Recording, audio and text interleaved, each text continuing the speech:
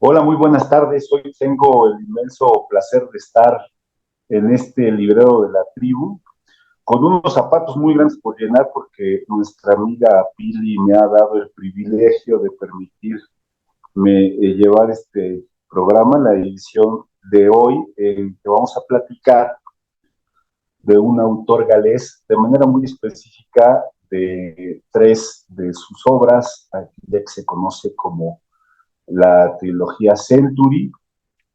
Nos va a hacer favor de comentarlos mi amiga Sofía Torres, hermana, por supuesto, de Pili, y tengo entendido que ya platicaron en un librero pasado sobre el libro inicial de esta trilogía, que es La caída de los gigantes, y hoy nos toca hablar de el segundo de estos tomos, que se llama El invierno del mundo, y del tercero y último, que es El umbral de la eternidad, de Ken Follett, la trilogía de Century. ¿Cómo estás, Sofía? Buenas tardes. Hola Isma, buenas tardes. Muy bien, muy contenta de estar aquí una vez más. No, el gusto es mío. Y decíamos que, bueno, Ken Follett es un autor bastante, pues, amplio, con su pluma, generoso, con la tinta. Son tomos muy grandes, esta trilogía Century. Y como bien decían en el capítulo anterior, donde me comentan que hablaron de La caída de los gigantes, son tres tomos que pretenden explicar los sucesos más importantes que ocurrieron en el siglo XX desde el enfoque de cinco familias en diversas partes del mundo. Una norteamericana, una rusa, una alemana, si no mal recuerdo, una inglesa y una, que llevamos Estados Unidos, Galesa, una Alemania, galesa. Rusia, Inglaterra y una galesa. Tres generaciones, porque inicia con la Primera Guerra Mundial, que es precisamente la caída de los gigantes, después una segunda generación que es quien va a la Segunda Guerra Mundial en el invierno del mundo, y finalmente la última de esas generaciones que narra los sucesos ocurridos a partir de la década de los 60, el umbral de la eternidad. ¿Qué nos dices del segundo tomo, Sofi? Pues el segundo tomo hace referencia, como bien dices, a los acontecimientos de la Segunda Guerra Mundial y aborda distintos temas históricos como la llegada de los nazis al poder en Alemania, cómo fue que Hitler se hizo canciller, la noche de los cuchillos, obviamente el inicio de de la Segunda Guerra Mundial, perdón, el Blitz, el bombardeo que sufrió Inglaterra, específicamente Londres, por parte de los alemanes, también la operación de la Alemania nazi por intentar invadir la Unión Soviética, que fue un pequeño fracaso para ellos, muy, eh, muy destacado. También el día D, cuando los aliados desembarcaron en Normandía, y también hacia el final del libro, pues nos habla de cómo fue que partieron Alemania, la Alemania occidental, la Alemania oriental, y con, bueno, lo que comentábamos en la emisión pasada del primer libro es que por ser una novela histórica, todos estos acontecimientos históricos se mezclan con ficción, que son los protagonistas de las cinco familias que mencionabas, cómo ellos se ven afectados por todas estas circunstancias. También hablan del proyecto Manhattan, el que desarrolló las bombas atómicas. Es muy padre, o sea, todo lo más destacado que sucedió entre 1933 y 1945 viene en este segundo libro. Muy padre, muy padre. Sí, en general son libros muy entretenidos. Me parece que Ken Follett es uno de los autores contemporáneos que más vende o más vendido, y tiene una razón de ser. Primero, que tiene una capacidad de narrativa extraordinaria, tiene la inmensa virtud de que un suceso histórico complejo logra escribirlo de una manera amena, de una manera entendible para los lectores. No es un académico que esté hablando de cuestiones sociales, políticas, por el contrario, se pone en los pies de sus personajes y desde su propia perspectiva hace entender al lector lo que sucede en el siglo XX, que dicho sea de paso, pues es uno de los siglos que yo considero más activos de la historia de la humanidad, donde más cambios ha habido, quizá compitiendo con el siglo XVIII. Nuestro mundo occidental no se entiende sin el siglo XVIII, pero sin duda tampoco sin el siglo XX y esos sucesos que justamente pusieron en entredicho o que pusieron a temblar los cimientos construidos en el siglo XVIII. Y Ken Follett tiene esa inmensa fortuna. Como bien dices, este segundo tomo de El invierno del mundo habla de todo lo ocurrido previamente a la Segunda Guerra Mundial, la llegada de los nazis, 1933, que Hitler toma el poder. Habrá que apuntarlo en elecciones libres y democráticas. Hitler no llegó al poder de manera impuesta ni de manera forzosa, sino que ganó las elecciones con su partido nazi y en 1933 se convierte en canciller. Por diversas circunstancias muy propias de la Alemania de posguerra de ese momento y de un sentimiento nacionalista muy hacendado en ese momento en Alemania. Entonces, ese es el comienzo del invierno del mundo y nos va a ir llevando de la mano con personajes de estas 5 familias que platicábamos hace un momento, con todo lo que ocurre en aquel momento en Alemania, que es la llegada al poder de Hitler, la posición del gobierno inglés ante lo que ocurre o los hechos que realiza Alemania en la Europa continental, la posición estadounidense en un inicio de neutralidad ante los conflictos que en ese momento ellos consideran únicamente europeos, y por supuesto la Rusia de Stalin en 1900, finales de los 30, principios de los 40.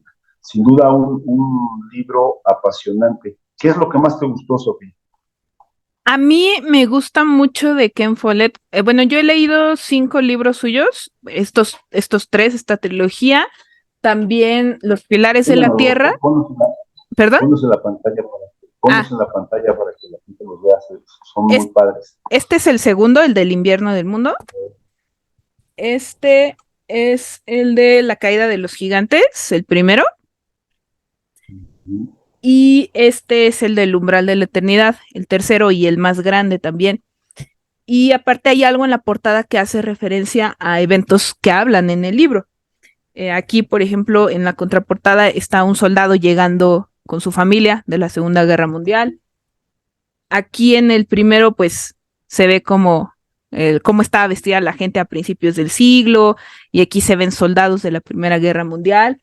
Y en el tercero se ve la caída del muro de Berlín, que es una de las partes más importantes del libro. Y lo que decía es que de Ken Follett me gusta mucho que es un autor muy descriptivo, muy, muy, muy descriptivo. Le encanta darle muchos detalles a su narración. Y yo creo que eso es algo de lo que más me gustó del libro. Yo soy una gran aficionada a la historia, entonces me encanta la novela histórica porque me da oportunidad de aprender, aparte de que me entretiene, porque yo leo también como hobby para divertirme, también aprendo muchísimo. Y Ken Follett hace una investigación muy, muy, muy profunda. Entonces, lo que más me gusta del libro es aprender historia. Y también me encanta como el drama histórico de ver, por ejemplo, la familia alemana, cómo es que sufre la Segunda Guerra Mundial y tienen problemas con la Gestapo, con la policía secreta. También, pues, ver en la parte inglesa todo lo del Blitz y cómo cambian las vidas de los personajes. Cuando lees el primero, lo que decías, ¿no? De la Alemania de la posguerra, de entreguerras, cómo es lo que pasa en la Primera Guerra Mundial lleva directamente a lo que desencadena la segunda, y eso lo ves, te queda muy claro a través de los personajes, por lo que dicen, por sus perspectivas. Entonces, eso es lo que más me gusta del libro, la posibilidad de aprender, pero aparte de divertirte, de entretenerte realmente, porque como dices, Ken Follett no es precisamente, no es un libro de referencia como una enciclopedia o algo así, pero su investigación es tan exhaustiva que realmente estás aprendiendo mucho. Y si tú te metes a investigar, si algo de lo que dice en el libro te da curiosidad y te metes a investigarlo, te das cuenta que sí fue así, que se documentó muy, muy bien. Entonces sientes como es tan descriptivo, sientes que tú lo estuvieras viviendo, como lo están viviendo los personajes. Eso es lo que más me gusta, que es muy descriptivo y que parece que tú lo estás viviendo. Eso fue lo que más. Sí, sin duda la investigación de Ken Follett es muy amplia. La verdad es que se llega incluso a los detalles, ¿no? Los Ujú, historiadores, no hablo en plural, sino hay un historiador que se llama Eric Hobsbawm y con él varios más que consideran que no se debe hablar de Primera ni de Segunda Guerra Mundial, se debe hablar de la Gran Guerra. O sea, ujú, es una sola guerra, nada más que por capítulos, y Ken Follett así lo hace ver también, porque nos hace entender, sin necesidad de tener una formación de historiador ni de tener una formación en temas históricos, que lo que se conoce como la Segunda Guerra Mundial o la segunda parte de este conflicto es resultado de cómo terminó ujú. la primera con el Tratado de Versalles y cómo resultaron afectados los vencedores y cómo los ganadores pues tuvieron una posición, digamos, de alguna manera bastante autoritaria, muy, eh, pues en el que se abusaba, por llamarlo de alguna manera, de los países que resultaron derrotados en esta primera parte. Ken Follett nos lo hace entender de una manera muy coloquial, de una manera muy cotidiana, porque eso tiene sus personajes, sus familias, nos llevan a la cotidianidad de lo Ujú. que ocurría en ese momento en cada uno de los países involucrados. A mí me llama la atención, y ahorita que pasemos al tercer libro, que es El Umbral de la Eternidad, el nivel de detalle Sí. que logra investigar, yo no sé si tenga la certeza o no, pero en el tercer libro habla incluso de la colonia que usaba el presidente Kennedy, ¿no? Ya me metí a investigar sobre la colonia 4711, y es una colonia viejísima. Sí. Entonces, ese tipo de libros todavía están en el mercado, hasta ganas de comprar, pero eso habla del detalle al que llega Ken Follett al describir los sucesos históricos o el contexto histórico en el que está narrando su historia, ¿no? Y sabes que eso que dices es muy cierto, el nivel de detalle y de investigación. Y dentro de todo, me encantaría algún día comentar Los Pilares de la Tierra, porque, o sea, comparando la trilogía del siglo, de Century, con Los Pilares de la Tierra, que es su novela más famosa, todavía lo que pasa en esta trilogía es relativamente reciente. O sea, no es tan, y sí necesita una investigación muy exhaustiva, pero todavía es algo relativamente reciente. Todavía podrías preguntarle a lo mejor a los nietos de esas personas, el decir, oye, ¿qué colonia utilizaban? O el estilo de la ropa, hay fotografías, ya hay videos. Pero en el caso de los pilares de la Tierra, que estamos hablando de la Edad Media, el Uh-huh. nivel la profundidad de su investigación, o sea, eso es algo que siempre me ha gustado de él, que de verdad es muy detallista, por no decir obsesivo, en que sea lo más real posible. Por eso sientes que, o sea, obviamente estás leyendo una novela porque tiene elementos de una novela, tiene romance, tiene intriga, tiene suspenso, o sea, es para que te entretengas también, pero con ese detalle histórico tan certero que, como dices, ¿quién iba a saber cuál era la colonia que usaba Kennedy? Pero ese nivel de detalle, Y ese entre otros detalles, ¿no? sí, exacto, es padrísimo, eso me Es cierto, encanta se de él. mete mucho en los detalles. Y eso que comentas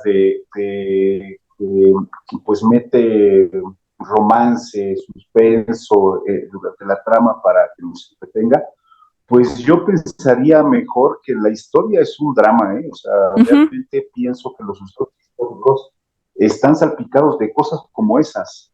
No Sí, es, la historia es de humanos, los seres humanos somos seres completamente de emociones, de pasiones. Siempre he pensado que más que la razón nos mueven las emociones, ¿no?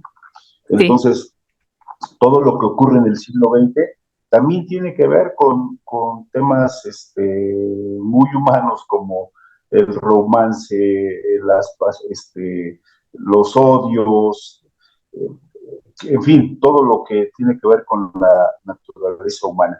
Y platicando un poquito de lo que hace el umbral de la eternidad, que es el tercer libro, ahí comienza la historia a partir de 1961 pues ya estamos hablando de los nietos de los personajes que dieron protagonismo a la caída de los gigantes. ¿No es así, Sofía? Ya son así es. los nietos. Ya son Estamos los ya en la nietos. década de los 60, una década pues muy relevante en el contexto del siglo XX. Es donde se habla de los derechos civiles, donde se habla de donde comienza y explota el tema de Vietnam, el asesinato del presidente Kennedy, eh, el muro de Berlín, su caída, el comunismo, la Guerra Fría, en fin. ¿Qué nos puedes comentar al respecto? Bueno, a mí algo que me gusta, debo reconocer que de los tres libros, El umbral de la eternidad, que es este que tengo aquí, la verdad es el que menos me gustó. Sí me gustó, pero de los tres es el que a mí en lo personal fue un poco menos, pero tiene cosas muy, muy, muy padres, como dices, para empezar, que pues ya, te aventaste la historia de las familias, ya estás en la tercera generación. También una cosa que me gusta mucho de esta trilogía es que, aunque van siendo los hijos y los nietos, son personajes distintos. Sí se parecen, sí encuentras cosas en común, pero tienen cada uno su personalidad y también empiezas a ver cómo algo que sus abuelos ayudaron a formar, los nietos empiezan a romper un poco con eso.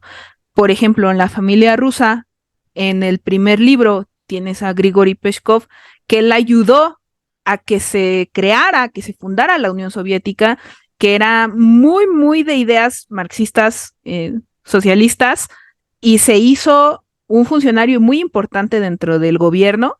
Y aquí tienes a sus nietos que ya no simpatizan tanto con esa ideología, que ya como que no, sobre todo su nieta que es periodista, como empieza a romper ya y no simpatiza realmente. Su hermano, o sea, el nieto de Grigori, trabaja en el gobierno, pero igual no es algo de lo que esté convencido y eso me gusta, cómo empiezas a ver esa rotura, ¿no? De ideologías y saben quién era su abuelo, pero aún así no simpatizan tanto. Eso me gusta, o sea, ver cómo ya en la conclusión de la historia empiezas a contrastar dónde empezó, dónde termina.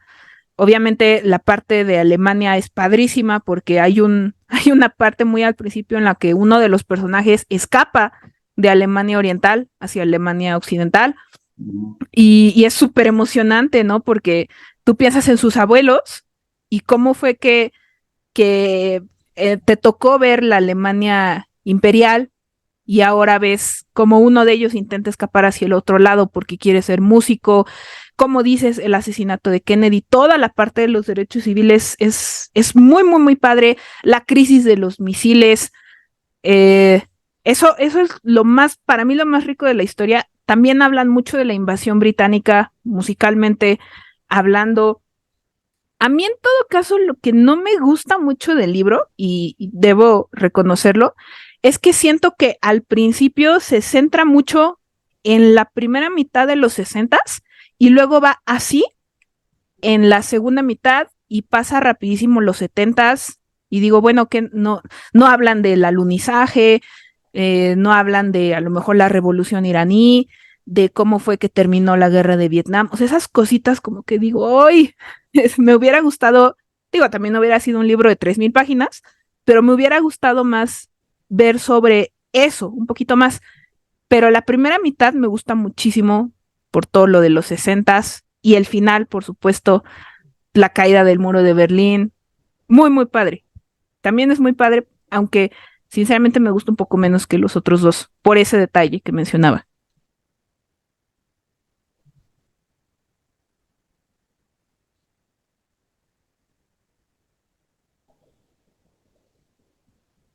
Fíjate que a mí me gustó muchísimo El umbral de la eternidad, ¿eh? Me parece un libro muy esclarecedor de ciertos temas y te voy a platicar por qué. Ojalá que pues nuestros suscriptores cuando se tienen la oportunidad, si se dan la oportunidad de leerlo o quienes ya los hayan leído nos puedan poner en los comentarios por dos cosas fundamentales. Mira, de manera particular yo siempre he sido muy admirador de John F. Kennedy. Ujú. Entonces, he leído algunas biografías de Kennedy y créeme que este libro del umbral de la eternidad me dio más datos personales del personaje que muchas de sus biografías, ¿no? Esta parte también de cuando se vive la carrera espacial con la Unión Soviética en el contexto de la Guerra Fría, entendida como dos superpotencias que competían en lo político, en lo militar, en lo social, en lo deportivo, absolutamente todo. El mundo estaba dividido en dos grandes bloques, el bloque soviético y el bloque económico. Cómo los estadounidenses, o buena parte de la opinión pública estadounidense, realmente no tenía interés en esta carrera absurda por alcanzar el espacio, y ellos se preguntaban, ¿de qué nos sirve tener un hombre en la luna si en nuestro país no hay igualdad de derechos, si debe haber un baño para negros y un baño para blancos? Eso es algo que la opinión pública estadounidense repetía, porque lo he escuchado y lo he visto en algunos documentales, se repetía mucho con respecto, de manera muy particular, en el tema de la carrera espacial. Por otro lado, el tema de los derechos civiles. Hay una parte del libro donde Kennedy, donde el autor, por cierto, retoma la proverbial fama de Kennedy por las mujeres. Está con una de sus amantes y esta amante es una chica de color y le reclama iradamente ella sobre por qué no ha mandado una iniciativa al Congreso para que se aprueben los derechos civiles, ¿no? Que es algo que él había prometido en campaña. Y entonces Kerry le contesta, a ver, no puedo fundamentalmente por dos cosas. Primero, porque no tengo el respaldo suficiente en el Congreso, y si la mando, me la van a rechazar y yo no puedo parecer débil. Dos, porque prefiero y creo que ayudaría mucho más a la gente de color y a todos los estadounidenses que me aprueben mi reforma del Medicare, que es un seguro, era un seguro de salud que se estaba implementando o que es el inicio de lo que se implementa en aquella época, en la década de los 60. Entonces, es también una lección de cómo funcionan las instituciones democráticas y cómo funciona realmente la política. El nivel de detalle que Follett maneja, yo no sabía hasta que leí el tomo sobre el tema este de los viajeros de la libertad, el autobús, un autobús que recorre buena parte de Estados Unidos, Ujú. de Boston hasta Alabama, para retar estos prejuicios sobre el racismo en Estados Unidos. Era un autobús en el que viajaba gente de color, pero también gente blanca. Ya se me hace extraño usar estos términos, ¿no? Gente de Ujú. color, Y blancos, gente son blanca. cosas Ujú. que afortunadamente en nuestra época han sido superados y que esperemos que muchas otras cosas se superen en nuestros días, porque siguen en boga esta lucha por los derechos. En aquel momento era la lucha contra el racismo, pues ahora es los derechos de la mujer, los derechos de la comunidad LGBT, etcétera, ¿no? Entonces, este autobús que recorrió desde Boston hasta Alabama, y los pasajeros de este autobús bajaban en los establecimientos públicos y ahí donde decían que no aceptaban negros, ahí Ujú. iban y se metían de manera retadora para que pudieran generar una gran campaña en torno a que se aprobaran los derechos civiles. Es, insisto, un libro que a mí en lo particular es el que más me gustó de los tres, quizá por la debilidad que tengo por los Kennedy, o quizá porque desde mi punto de vista la década de los 60 es el parteaguas en el siglo XX. Hay un antes y hay un después de la década de los 60 en la historia de la humanidad.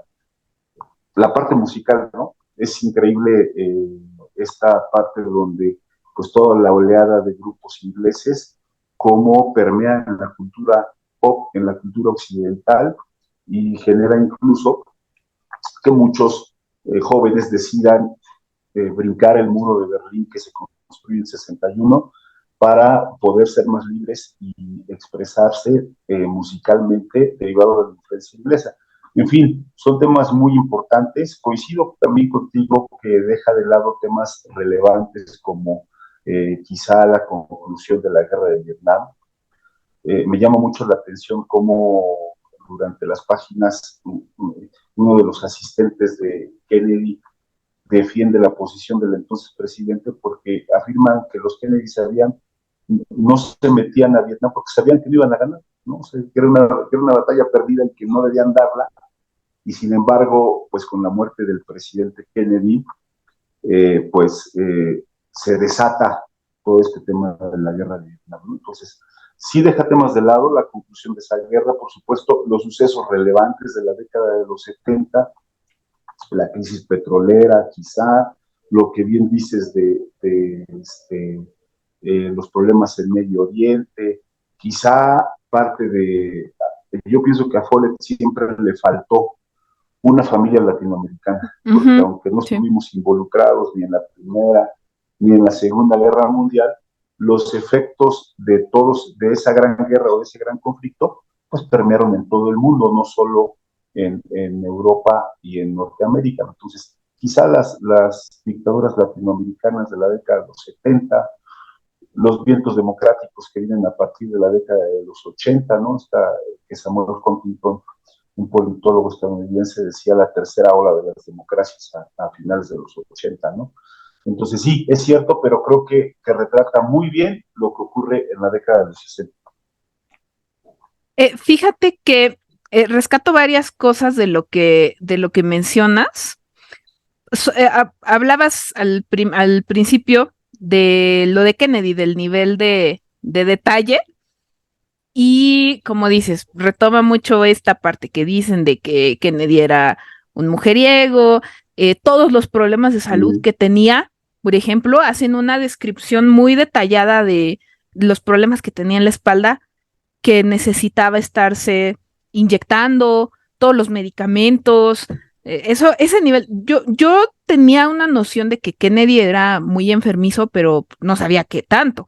Y tú te metes a investigar y resulta que sí, que también había tenido, ay, no recuerdo el nombre de la enfermedad, pero no te imaginas que alguien, pues tan carismático, tan apuesto, en realidad estuviera tan frágil, tan enfermo, ¿no? Y como dices tú, como fan personal de Kennedy, eso es algo que rescatas mucho.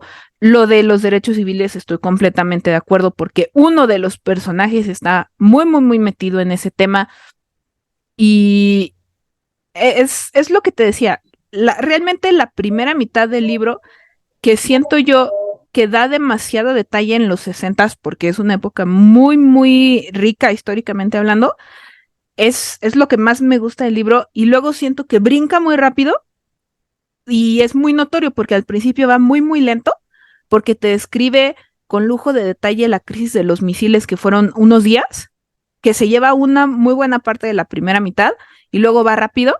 Ahí fue cuando dije, no, espera, yo quiero seguir con ese nivel de detalle porque está muy bueno eso. Y ahorita que también otro evento histórico que no mencionan y se me hizo raro porque una de las familias es rusa, es soviética, fue el accidente nuclear de Chernóbil. Eso tampoco lo menciona y eso les pegó directamente a ellos como soviéticos y se me hizo rarísimo. Ahí tenía la oportunidad. A lo mejor de la revolución iraní dices, bueno, a nadie, a lo mejor a ellos no les afectó, pero lo de Chernóbil sí tenía ahí una familia soviética cercana al poder que lo pudieron haber retomado, ¿no? Y ahorita que decías de la familia latinoamericana, a mí me hubiera gustado una familia española que se fuera a América y así le dabas la entrada, ahí le dabas la entrada a como todos los conflictos latinoamericanos. O sea, una familia española que se va a América por la guerra civil, que hubo muchísimas, y ya de ahí puedes explorar México, puedes explorar Cuba, incluso aunque este libro empieza en 1961, que hablara algo de la Revolución Cubana, un par de añitos antes que ese fuera el prólogo. Obviamente todas las dictaduras en Sudamérica, Chile, Argentina, no sé, eso creo que faltó porque a lo mejor es porque nosotros somos latinoamericanos y le vemos la importancia histórica, y todo esto de que eran dictaduras apoyadas por los Estados Unidos, eso creo que sí se pudo haber mencionado y debo aceptar que hasta me molesta un poco que no se haya incluido como si Latinoamérica no existiera en el siglo XX, en el mapa. pero, ajá, como si no existiera, ¿no? El franquismo, es como, no, ustedes no.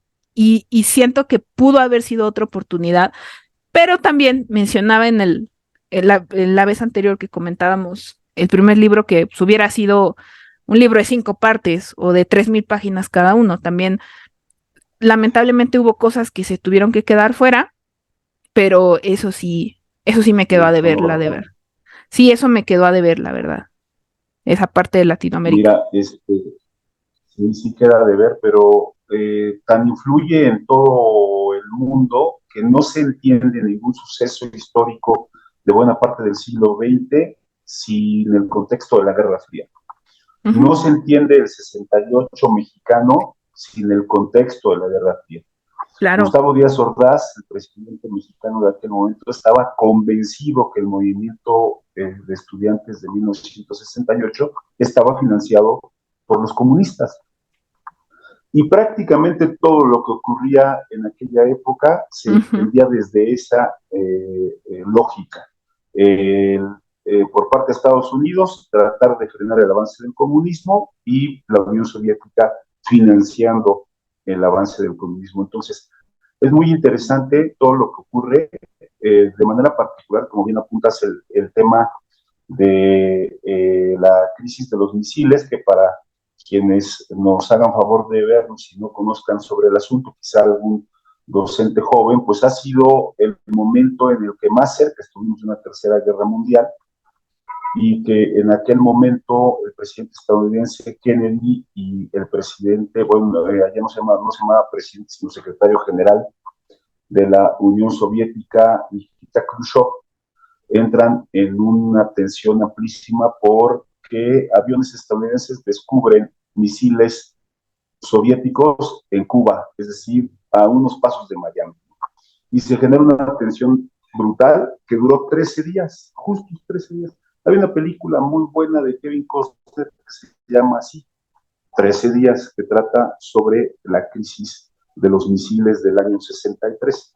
Si no la han visto, se la sugiero ampliamente y si alguien ya la vio, pues pudiera hacernos algunos comentarios en la parte baja de este video porque es una película que vale muchísimo la pena, que se atiene mucho a los sucesos de aquella época, por supuesto desde el punto de vista estadounidense, pero que nos enseña lo cerca que estuvimos de un holocausto nuclear en octubre de 1963.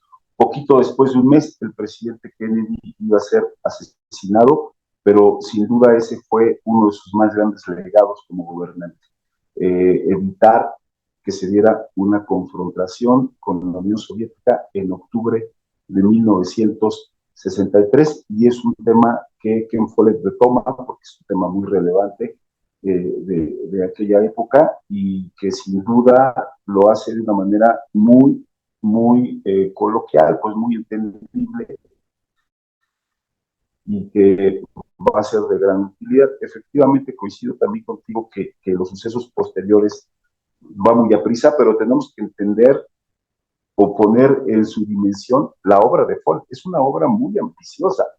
Son libros muy extensos en páginas, pero pretende resumir todo lo que ocurrió en un siglo en estos tomos y pienso que lo logra. Quizá sí es cierto, ya la última, quizá la tercera parte del último libro, pues se va como como vendaval en los sucesos históricos, pero sin duda es una lectura muy recomendable, es una lectura de largo aliento, sí, pero que vale muchísimo la pena. Si a veces nos echamos series completas donde quizá podamos estar viendo 3 temporadas de 20 capítulos cada una en Netflix, si le metemos el tiempo que le dedicamos a ello, verán que es probable que sin duda sea el mismo que le podamos destinar a leer una obra tan extensa como la de Ken Follett, pero tan rica, tan entretenida y desde mi punto de vista tan amena. ¿O qué opinas, Sofía? Sí, la verdad sí considero que es ameno. A lo mejor no lo parece e intimida ver el tamaño del libro, porque sí, sí intimida, sí pesa. Incluso el primero yo lo tengo en edición de bolsillo, es más pequeño, pero aún así son más de 1000 páginas. Es sí intimida, la verdad, pero es muy, muy digerible. Lo prometo que es muy digerible. Y aparte, uno se compromete muchísimo con los personajes. En el segundo libro hay uno al que matan y yo sufrí un montón. O sea, cerré el libro de golpe, fue como de ya no quiero saber nada. Porque aparte se muere horrible. Uno sí se emociona y se compromete y no sé, al final, spoiler alert, pero al final del umbral de la eternidad, hay un epílogo, pero lo que viene antes del epílogo es la caída del muro de Berlín y es también muy padre porque te va narrando cómo es que se fue dando en una rueda de prensa que el canciller dice, pues ya que se abran las puertas, pero no se habían puesto de acuerdo. ¿Cuándo? No, pues ahora mismo y la gente empieza a salir a las calles. Fue una fiesta como muy espontánea y te emocionas, de verdad te emocionas, aunque pues yo no lo vi, pero no es como que me haya afectado directamente, pues porque no soy alemana, pero igual te emociona. Y ese tipo de emociones que te hace sentir, hace que te comprometas y que se haga muy, muy, muy digerible. Y sí, yo no me canso de recomendarlo. Es que sí, sí está muy extenso, pero te juro que vas a aprender, que te vas a entretener, que te vas a encariñar muchísimo con los personajes, porque aunque los originales van saliendo cada vez menos, en el tercer libro se van muriendo y tú dices, como que te acuerdas de que ellos protagonizaron el primer libro y luego ves a los del segundo libro como ya son más grandes, ves a sus hijos, realmente te encariñas por ser una cuestión de generaciones. Y sí, eso también lo hace muy digerible, que sean generaciones, te comprometes, te encariñas un montón. Sin duda son lecturas que se disfrutan muchísimo, son libros que, como bien dices, intimidan, pero son muy amenos, muy entretenidos, los lee uno de manera bastante amable, no son tediosos, son libros además que, como decíamos al comienzo de nuestra charla, enseñan, aprende uno cosas con estos libros de Ken Follett. Y fíjate que a mí sí me tocó lo del muro de Berlín, era yo niño, Ujú.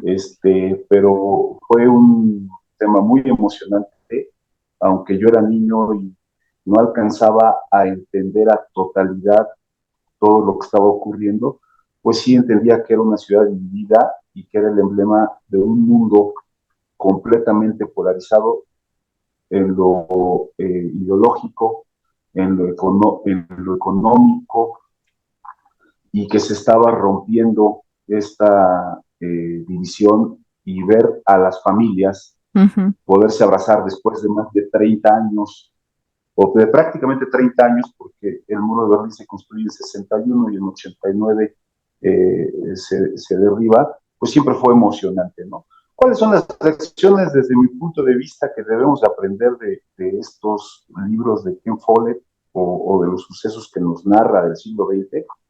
Pues que ahí vienen nuevamente los que pretenden polarizar, los que pretenden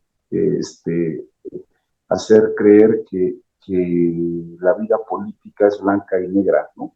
Ujú. Y que eso ha pasado previamente en el mundo, que ha habido gobiernos populistas, que hubo dos gobiernos que se hicieron del poder aprovechando un sentimiento de malestar en aquel momento de sus poblaciones. Uno se llamaba Mussolini y el otro se llamaba Hitler, y que todo eso, entre otros factores, desencadenaron en el conflicto bélico más grande que se ha dado en la historia del ser humano, ¿no? Ese es uno de las lecciones que yo saco de lo que Follett nos platica en estos tres tomos. Dos, que la lucha por los derechos civiles no ha concluido, que primero fue contra el racismo, después, ahora nosotros, nuestra generación, nos ha tocado luchar por la igualdad de derechos de las comunidades LGTB y por la igualdad de derechos de las mujeres, ¿no? Y seguramente en las próximas generaciones se darán luchas por la igualdad pues, en otras aristas de la vida de los seres humanos. Esas son las dos grandes lecciones que yo saco. Ojalá pronto, Sofi, si no es que ya se realizó, podamos platicar de los pilares de la tierra, que también tuve la oportunidad de leerlo en su momento, y fíjate que me parecen superiores estos libros, me parecen a mí me parece que son los mejores textos que tiene Ken Follett. Ojalá pronto nos sorprenda. Recientemente publicó algo nuevo, no recuerdo el nombre ahora, lo voy a leer, hay que darnos esa tarea, y ojalá en un nuevo libro de la tribu podamos contrastar nuestras percepciones sobre este libro nuevo de Ken Follett. Sí, ojalá que sea pronto que podamos hablar de Los Pilares de la Tierra, que es su obra más famosa. Creo que yo también coincido, es una opinión controversial, pero Los Pilares de la Tierra también tienen precuelas, tienen secuelas, pero vinieron después. En cambio, aquí el siglo vino de golpe y creo que es muy, muy ambicioso, porque es algo más reciente, es algo que nos afectó de una manera más directa. Ahorita decías lo que tú rescatas de los libros, como las lecciones que te dejó. Para mí la principal es que todo lo que ha pasado en los últimos 150 años de la historia ha desencadenado que tú y yo estemos aquí ahorita, que toda la historia, todas las guerras. A mí me gusta mucho algo que dice en la parte de atrás de los tres, dice, esta es la historia de mis abuelos y de los suyos, de nuestros padres y de nuestras propias vidas, de alguna forma es la historia de todos nosotros. Lo comentaba la semana pasada, cómo es posible que una cosa tan sencilla haya provocado que estemos aquí el día de hoy, y por eso me gusta tanto la historia, el que nuestros abuelos, bisabuelos hayan emigrado, hayan visto a una persona en lugar de otra, y por eso estamos aquí. Por eso me encanta la historia, por eso me encantan estos libros, por cómo va haciéndose el efecto bola de nieve. Eso es lo que más me gustó, y como dices, la historia se repite, siempre, siempre se repite, y como dices, ahora nos toca luchar por otras cosas diferentes a las que se luchó hace 100 años, 70, 50, pero es una gran lección la que dejan estos libros, definitivamente. Sin duda, mi querida Sofi, y no queda más que agradecerte por la oportunidad de platicar de estos interesantes temas y de estos excelentes libros. Agradecer, por supuesto, a Pili la oportunidad que me da de estar en este librero y de charlar sobre estos temas tan interesantes que, como bien dices, pues han marcado a nuestra generación, y finalmente es una especie de efecto dominó, ¿no? Lo que ocurre con anterioridad va a tener efectos en la actualidad, y rescato aquella frase que muy trillada, pero que es muy cierta y que no recuerdo quién la dijo, de que quien no conoce la historia pues está condenada a repetirla, y además a repetirla su potencialidad negativa. Entonces, ahí lo dejamos. Muchas gracias, Sofi, y ojalá pronto tengamos la inmensa oportunidad de poder coincidir nuevamente en el librero de la tribu.